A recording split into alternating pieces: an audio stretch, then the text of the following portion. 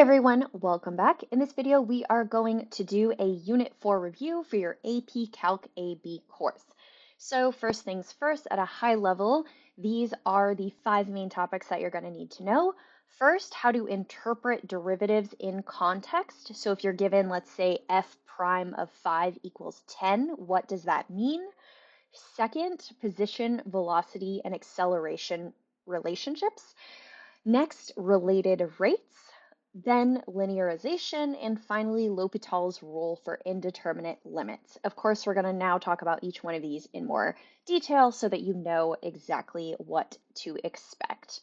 All right, first things first, 4.1 and 4.3 both focus on how to interpret derivatives in context. So as a quick refresher, the derivative represents the rate of change of a function at a point. The most important thing to know for these types of questions is how to use units in context and use them correctly. So I like to tell my students to use this kind of interpretation template, and basically it's a way of answering the question in a way that the test takers are going to be looking for. So at time t equals a, the function is increasing or decreasing. Of course, you're going to choose which one is appropriate at a rate of f prime of a units of output per units of input. So 4.1 focuses on basically having one variable be time, as you'll see in the first example we're going to talk about. And then 4.3 really extrapolates that and uses another variable that's not time. All of that said, I think this unit is best explained through examples because otherwise it just sounds a little confusing when I'm throwing all of those words at you. So for this one specifically, let's go ahead and walk through 2 examples. So let's just say for our first example, let's say G of T represents the amount of unprocessed gravel arriving at a plant in tons. So I always like to underline my units here to basically just remind myself and make sure I get that right. And then where T is in hours. So immediately I'm thinking tons and I have hours. So now if G prime of 5 equals 2.8, interpret this value. So again, zooming out, I always want to repeat to myself what G of T represents, especially as I'm learning. As I get faster, I don't really have to do that. But right now, I'm reminding myself that G of T represents the amount of unprocessed gravel in tons. So then G prime of T is going to give us the rate of change, or really the increase or decrease in the amount of gravel arriving in tons with respect to time. So all of that to say, G prime of 5 basically means that when time equals 5 hours, the rate of change is equal to 2.8 tons per hour. So if we go ahead then and apply the template, we would say at time t equals 5, the function is really increasing at a rate of 2.8 tons per hour. And how did I know it's increasing? It's because 2.8 is positive. So then for my final answer, which is down here below, I would say at time t equals 5 hours, the amount of unprocessed gravel is increasing at a rate of 2.8 tons per hour. This means that at t equals 5, for every hour that passes, the gravel arriving at the plant increases by 2.8 tons. So that second sentence is really just kind of adding on a little bit of context. I think you'd be okay with the first sentence, but it's just kind of reiterating what we said in a bit of a different way. All right, let's move on to our second example. This is more of a 4.3 example. So this says, given C of X represents the cost in dollars to produce X units.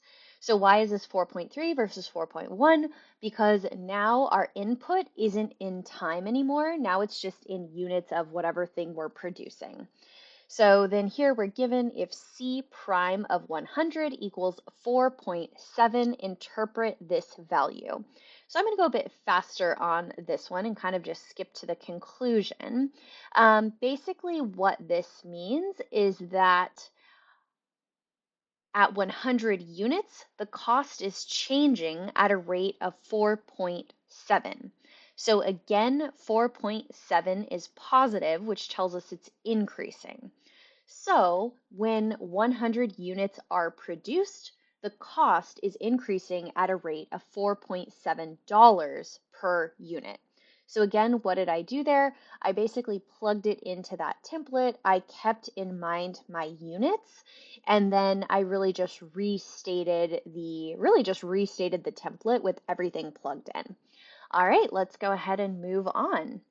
And actually, quick side note, as I'm scrolling down here, the best way to nail those questions is just to do a lot of practice. So just keep that in mind. Repetition is really key. All right, so jumping back to 4.2, we are now dealing with straight line motion, which has to do with position, velocity, and acceleration. So we pretty much have these three key functions here. S of t represents position, v of t represents the velocity, which as a reminder is just the derivative of the position function. And then a of t represents the acceleration, which is the first derivative of the velocity and the second derivative of the position. So here are just some important definitions and relationships that I recommend all of my students pretty much memorize until they're second nature. So many questions will ask you about a time when the particle is at rest, and that is really just a fancy way of saying when v of t equals 0. Secondly, a question might ask when a function is moving right or up, and that's when your velocity is positive. And conversely, it might ask about when it's moving left or down, which is when your velocity is negative. Now, it may also ask about when a particle is reversing direction. That's just when the velocity changes signs. So when it goes from positive to negative or negative to positive. Also, it may ask about when a particle is speeding up. It's speeding up when velocity and acceleration have the same sign, meaning they're both positive or they're both negative.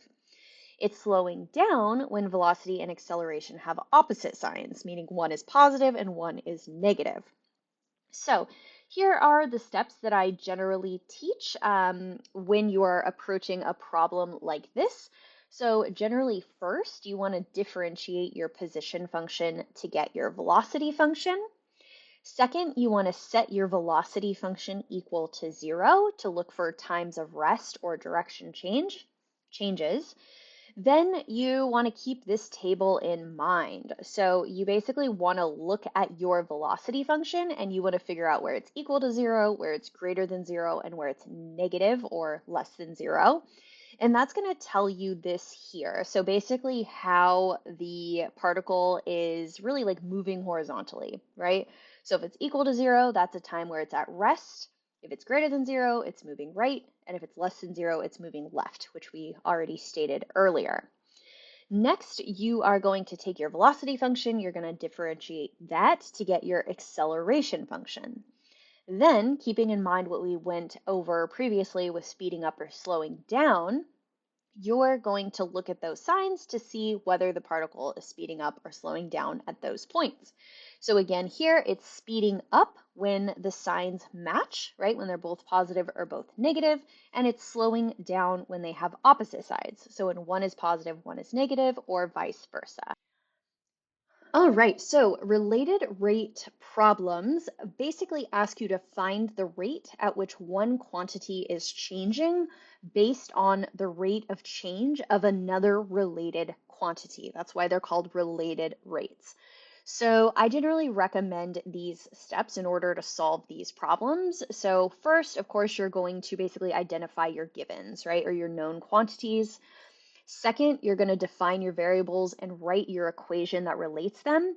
This is probably the step that some of my students struggle with the most, depending on how solid their foundation is. So you have to be able to identify when to pull in, like the Pythagorean theorem, for example. So you have to kind of have a solid foundation in your previous math classes to know what to draw from in order to actually relate the rates. Step 3 is to differentiate both sides with respect to time. Oftentimes you do have to use the chain rule, so just note that as you're going through this unit. 4, of course, is basically just plug in your givens, 5 is solve, and then 6 is, of course, just interpret your answer with the correct units and context. Again, highlighting here with this little note, just basically remember to use the chain rule as needed in this unit.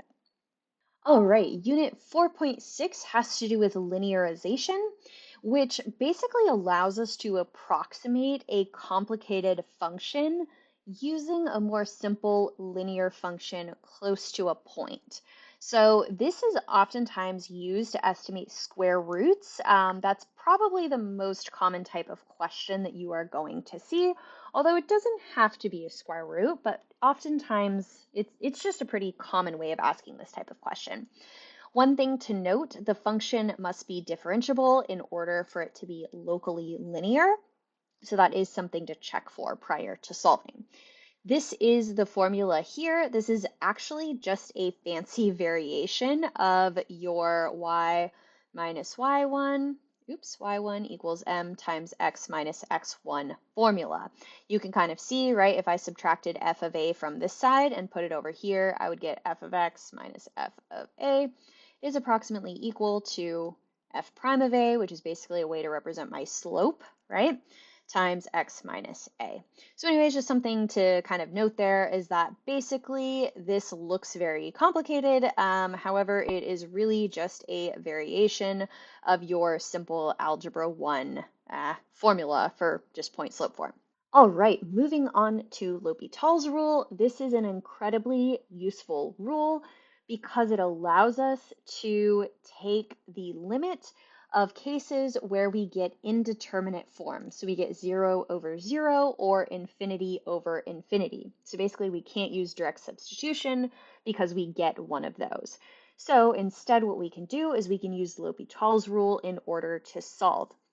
This is a limit, I guess, rule that's introduced later because really you have to understand the idea of the derivative first before being able to apply this rule. So you'll see here, as kind of a preview, we have to use the derivative in order to apply this rule.